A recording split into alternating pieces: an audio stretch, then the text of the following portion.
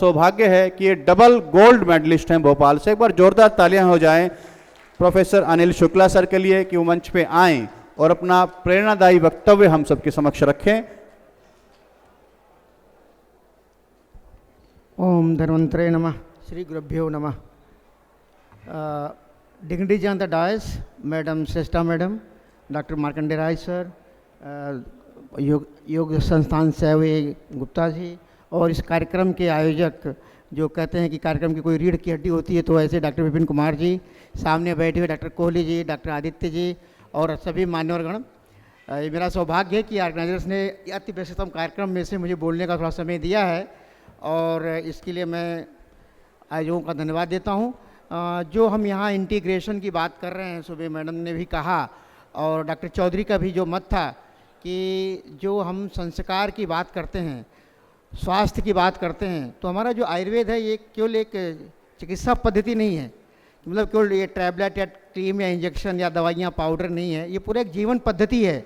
इसमें आपको किस तरह से आपका जीवन जीना है, जो हमारी परिकल्पना है, जो भी व्यक्ति इस धरती पे आया है उसका उद्देश्य है, पुरुषार्थ है। ये धर्मर्थ काम मोक्षाणाम आरोग्यम मूल उत्तमम। आरोग्य जब तक नहीं रहेगा तो आप ना अच्छे से धर्म कर सकते हैं, ना कर्म कर सकते हैं, ना कोई अच्छा आपका जो अर्थ का उत्पादन कर सकते हैं, ना आपको मोक्ष की प्राप्ति, जो अल्टीमेट हमारा सबका उद्देश्य है सैल्वेशन, कि हमको मोक्ष की प्राप्ति करनी है। उसके लिए क्या कहा गया? आरोग्य रहना। तो आरोग्य रहने के लिए आपको पूरे जीवन शैली, जो ये कहा गया कि हमको जो अपना जीवनचर्या है, ऋतुचर्या, उसका पालन करना है। सुबह से हमको ब्रह्म मुहूर्त से उठ के और रात के सोने तक हमारा कैसा आचरण हो, आचरण भी स्वास्थ्य में आता है। आप किस तरह बात करते हैं, किस तरह खाना खाते हैं, किस तरह आप बोलते हैं, इस सब में आप कैसे अपने बड़ों का सम्मान करते हैं, वो नहीं करें तो आप अस्वस्थ हैं। ये मान के चलिए, आप केवल शारीरिक रूप से स्वस्थ दिख रहे हैं तो स्वस्थ हैं, ऐसी परिभाषा ना WHO कहता है, ना हमारे ऋषि मुनि आचार्यों में, आयुर्वेद के ग्रंथों में कहा गया है। तो ये आपका आचरण भी, जिसे कहते हैं ना, एक स्वस्थ पृथचर्या, आहार, विहार, व्यवहार और आचरण, इस सब का समन्वय जो है वो आयुर्वेद में बताया जाता है कि हमारा जीवन शैली कैसी हो। जैसे मैंने कहा कि हमारे जो शरीर में दोष हैं, धातुएं हैं, मल हैं, उनका सम्यक रूप से जो उसका कार्य वो संपादित करें तो हमारा शरीर स्वस्थ है। शरीर स्वस्थ है, ऐसे मन के भी रोग हैं। हमारा सत्व गुण, रज गुण भी सम होना चाहिए तो हम मानसिक रूप से स्वस्थ हैं। हमारा व्यवहार अच्छा हो। मैडम बता रही थी कि जो हम सबको पता है कि हमारे घर में बेटियां हैं, पत्नियां हैं, और अगर उनको प्रेगनेंसी होती तो कोई भी एलोपैथिक दवा नहीं देना चाहता।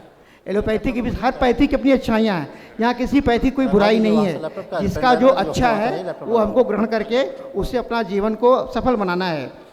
आयुर्वेद कहता है, हमारे आचार्य चरक सिद्धांत में बताया गया, चरक संहिता में, कि याभिर क्रियाभिर जायन्ते शरीरे धात्वा समः सा चिकित्सा।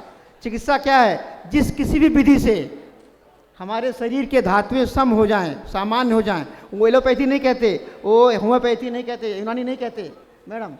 जिस भी किसी क्रिया से, जिस भी प्रोसेस से जो हम आपको लाभ दे रहा है वो सब अच्छा है। इंटीग्रेशन का इससे बड़ा और सूत्र नहीं है। हमारे आचार्यों ने इंटीग्रेशन की बात 5000 साल पहले नहीं, जब से सृष्टि का निर्माण हुआ है तब से आयुर्वेद है। हम कहते हैं 5000 साल, बिल्कुल गलत है ये सर। आयुर्वेद तब से है जब से सृष्टि का निर्माण हुआ है। आप जानते हैं रामायण काल, सबने सुसेन वैद्य जी, लक्ष्मण जी की संजीवनी, सबने सुना हुआ है सब बातें। तो ये हमारे जीवन में रचा बसा हुआ है। हम जो खाना खाते हैं, हल्दी भी आपकी दवा है, वो जो तेल से आप छौंका लगाते हो वो भी, हींग भी आपकी दवा है। अगर हम अपना आहार ही व्यवस्थित कर लें तो हमको बीमार पड़ेंगे नहीं, तो चिकित्सक की जरूरत ही नहीं है, ना एलोपैथी ना आयुर्वेद। आयुर्वेद तो है, आयुर्वेद तो भाई जो हम खाना खा रहे हो आहार है। ये कहा गया है आहार ही आयुर्वेद, आहारम ही परम औषधम। भगवान कृष्ण गीता में कहते हैं अन्नम प्राणः, अन्न ही प्राण है। अन्न भी अच्छा रहा तो आपका प्राण सुरक्षित है। अन्न नहीं है तो आप कितनी भी गोलियां खा लोगे, प्राण सुरक्षित नहीं होगा। इसका ध्यान रखना है। इस तरह से तमाम बातें बताई गई हैं आयुर्वेद में। मुझे लगता है कि अच्छा मंच ने मुझे समय दिया, 2 मिनट का उद्घाटन सत्र होने वाला है, क्योंकि आयुर्वेद का उद्देश्य भी कहता है स्वस्थ से स्वास्थ्य रक्षणम आतुर से विकार प्रशमनम। पहला उद्देश्य क्या है? स्वास्थ्य की रक्षा करना। हमारे यम नियम योग आचार्य जी बैठे हैं, बताएंगे कि हमको पहले उसका पालन करना है। हम दवाओं तक जाएं ही नहीं। हमारा क्या यम नियम है, हमको कैसे व्यवहार करना है, कैसे आहार लेना है, कैसे सोना है, कैसे बात करनी है, घर में बड़ों बड़ों कैसे सम्मान करना है, छोटों से कैसे बात करना है, ये सब आयुर्वेद है। ये सब हमारे संहिताओं में लिखा हुआ है, हम पालन नहीं करते केवल, फिर हमको भागना पड़ता है इधर उधर। पैथी कोई बुरी नहीं है, इमरजेंसी में एलोपैथी की आवश्यकता पड़ती है, कार्डियक अरेस्ट आएगा तो आपको तुरंत इमरजेंसी मेडिसिन लेनी पड़ेगी।